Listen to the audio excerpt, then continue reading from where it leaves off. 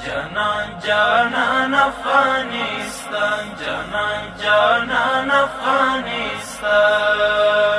د محترم ملا عبدالغني برادر اخوند په مشرۍ د اقتصادي کمیسیون نوبتي غونډه په مرمرینه ماڼۍ کې ترسره شوه. په غونډه کې تر هر اړخیز بحث وروسته د کانونو او پټرولیم وزارت له لوري د کانونو د ساتنې په موخه جوړه شوې کړنلاره تایید شوه او کانونو وزارت ته دنده وسپارل شوه څو د عامه ساتنې ملي تصدۍ سره د بحث وړ ټکو د حل په موخه ناسته وکړي. د عامه ساتنې ملي تصدۍ به په ټول هیواد کې د کانونو د ساتنې په موخه ځانګړې شوې قطعه لا پیاوړې او منظمه کړي چې له مخې به د غیر قانوني او خپلسرو کیندنو مخنیوی وشي. د اقتصادي کمیسیون په ناسته کې پریکړه وشوه چې ارزګان ولایت ته د برېښنا رسولو په موخه د اوبو او انرژۍ وزارت او د افغانستان برېښنا شرکت له لوري ترتیب شوی راپور د افغانستان اسلامي امارت مشرتابه مقام دفتر ته واستول شي او د هدایت مطابق د بیا اقدام وشي. د اقتصادي کمیسیون په یاده غونډه کې د کور او ښار جوړولو وزارت د ارزاقو دولتي شرکت او کابل ښاروالۍ څخه جوړې شوې کمیټې ته دنده وسپارل شوه څو د کابل ښار د 15 ناحیې اړوند د کمپنۍ په ساحه کې د میوه او سبزیو مارکیټ لپاره له ښاري اصولو سره سمه طرحه جوړه او د منظورۍ په موخه یې د اقتصادي کمیسیون راتلونکي مجلس ته وړاندې کړي.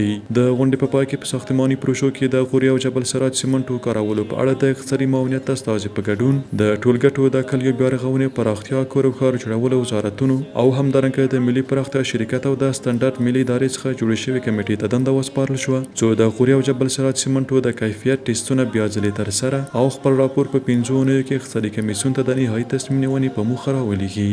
جانان جانان افغانستان، جانان جانان افغانستان.